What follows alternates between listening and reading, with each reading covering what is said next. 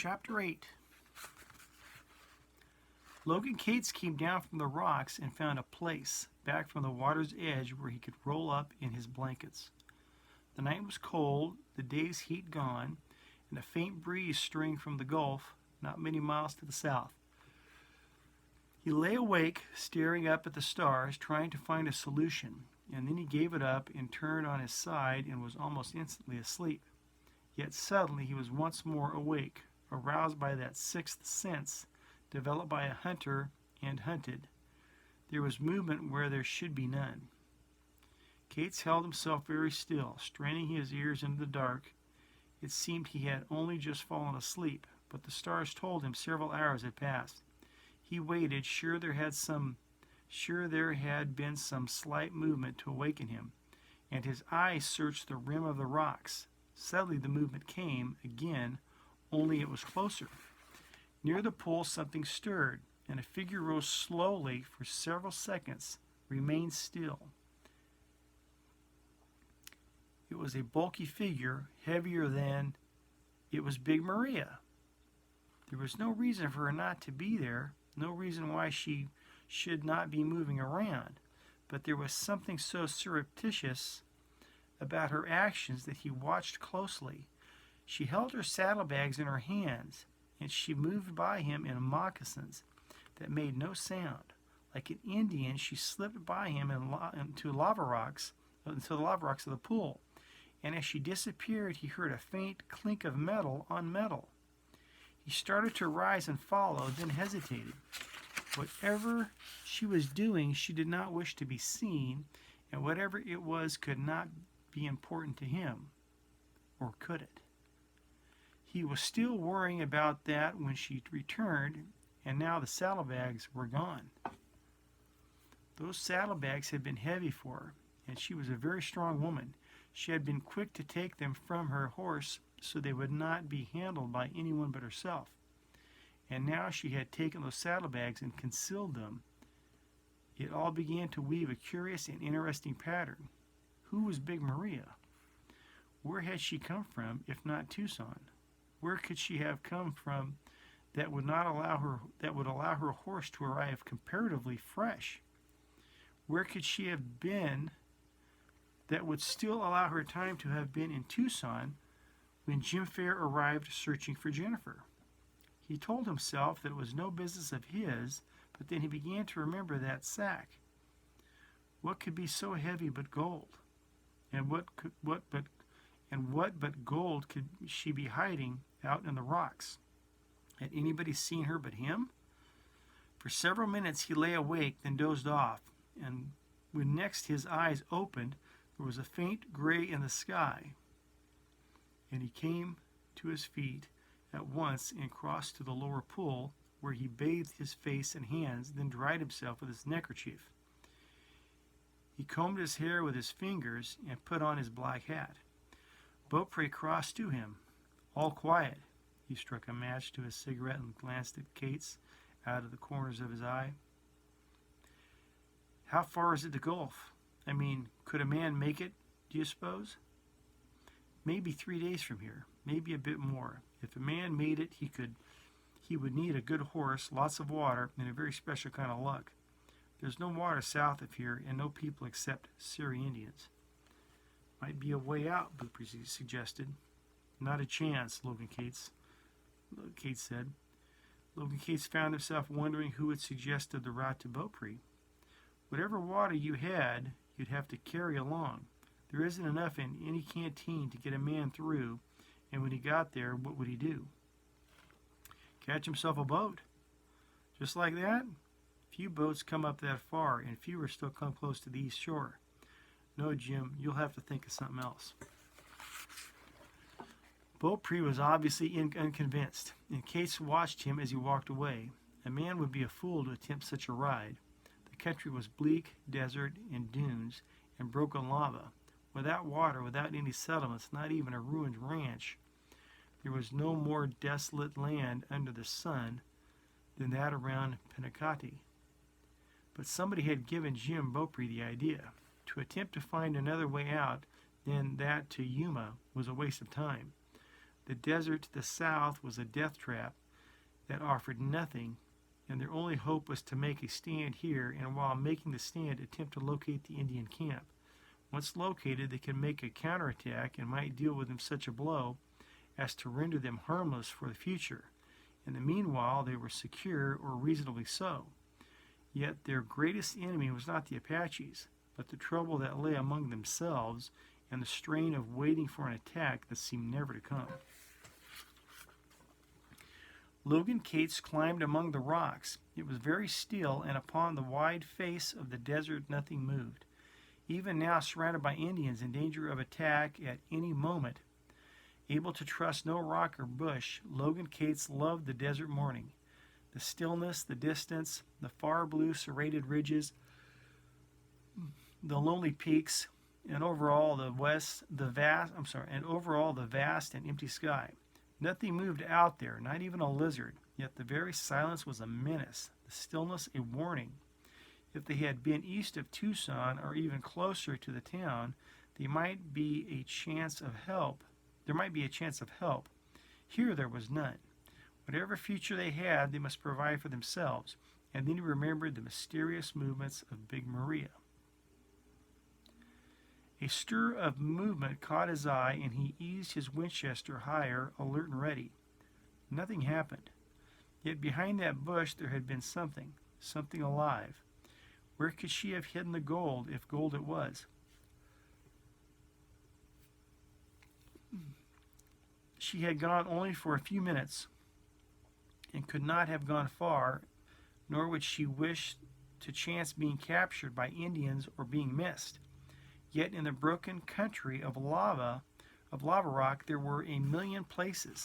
Everywhere there were cracks, hollows, tumbled, broken rock.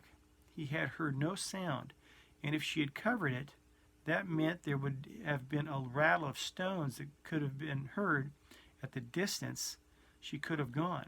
It must then be lowered into a crack or tucked into a hollow. Smoke began to rise from the stirred-up fire, and glancing down, he was surprised to see it was not Junie Hatchett, but Jennifer. Zimmerman was walking toward the fire, his rifle in the hollow of his arm, and Big Maria was brushing her hair at the place with her hands. Logan Cates considered her for a moment. She was a dangerous woman, big, strong as a man, and hard as nails.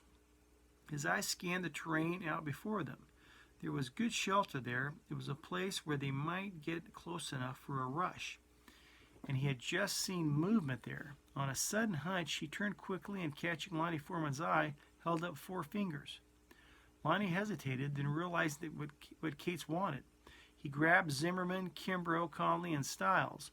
The 4 moved swiftly up to the rocks, and Logan Cates scattered them into position, facing the danger area. They settled down, guns ready. Beaupre, aroused from partial sleep by the movement, picked up his rifle and joined them.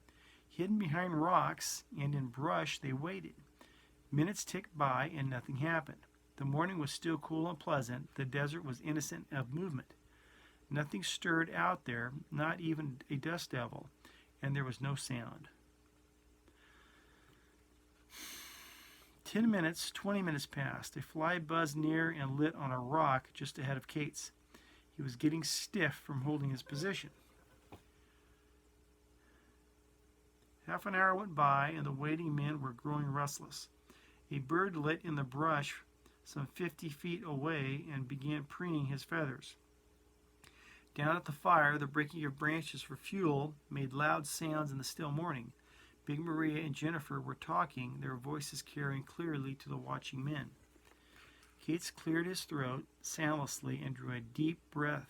Zimmerman was getting out his tobacco, and the tops of the western peaks were growing yellow and pink from the rising sun. Lonnie yawned and shifted his position a little. The bird suddenly took off, flying straight up and then away, and the Apaches came with a rush. They started out of the sand and brush where nothing had seemed to be, and they were not 30 yards from the line of defense and the lava rocks.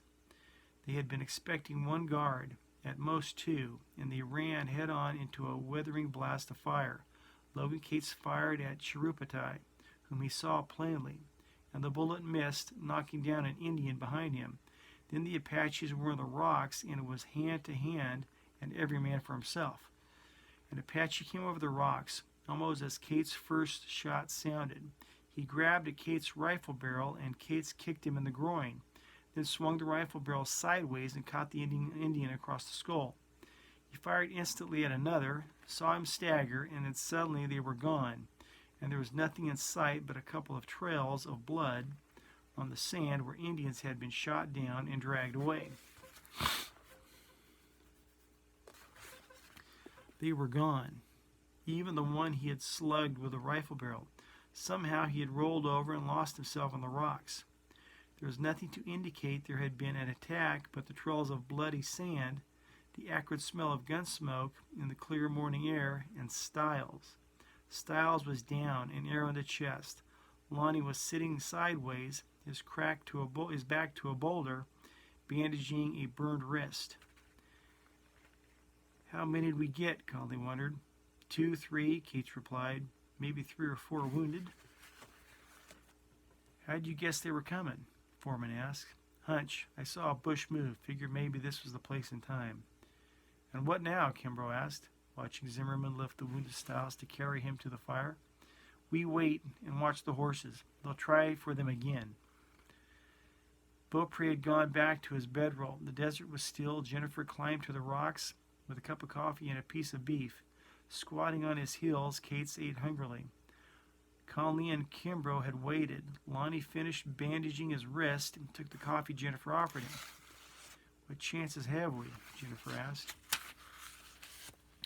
Better than even, I'd say, if we sit tight. Can they get at us? If we let down for a minute, they'll be in here. Conley got up. I'll go down with the horses. He ducked from rock to rock, drew one bullet, seemingly from out of nowhere, but grinned over his shoulder at them as he dropped from sight, heading for the arroyo. Zimmerman climbed back up to the rocks. He moved with ease despite his size, handling himself without effort. Squatting down, he stuffed his pipe. His jaws were black with beard. In quotes, Stiles losing blood, he said. I think he's had it. Big Maria's working on him, Lonnie said. Yeah, Zimmerman struck a light and drew deep on the pipe. Notice them saddlebags of hers? Mighty heavy, I'd say. Kimbrough glanced at him. None of our business, he said. Maybe, and maybe I'm curious. Bags that heavy? I'd say they'd have gold in them. Maybe they would. Nobody said anything, and Logan Cates kept his eyes busy searching the desert. He might have guessed Zimmerman would have noticed. There would be trouble now. To a man obviously out of tune with the army, as Zimmerman was, the gold would offer an escape route. There was a burst of firing from the direction of the horses, then silence. Later there was a single shot from where Lugo lay among the rocks. The sun was up. It was going to be a hot day. Taylor crawled up beside them. Water's dropped, he said. 2 inches anyway. Anybody think about that? There's a lot of us here, up here. There's the horses. We use a lot. It won't last forever. Logan Cates had been thinking about the water. All 3 tanks were wider at top than at the bottom. The lower tank where the horses were, water was very shallow, and although there was water in the other tanks, they had a large party considering the source of supply, and the water would not last forever. Could they outlast the Apaches? Knowing them, Cates had no desire to try, and yet there might be no alternative. Zimmerman was hatching some idea in the heavy brain of his. Taylor was surly, and Beaupre was watching Taylor like the tough old wolf he was. Trouble could break loose at any moment. As for Big Maria, she made Cates uneasy, and he could not tell exactly why. The sun was higher now, and it was hot. He mopped sweat from his brow and cursed the heat, the dust, and the situation, cursed under his breath. I'll do that again. He mopped sweat from his brow and cursed the heat, the dust, and the situation, cursed under his breath. For whatever happened, he must not let them see anything but a good face and a confident one. I wish they'd attack, Kimbrough said. Case glanced at him. A little of the polish was gone.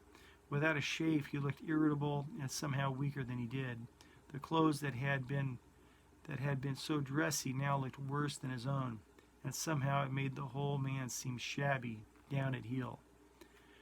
The heat wave shimmered in the distance, and overhead a lone buzzard wheeled and waited. That was chapter 8. Love you, God bless.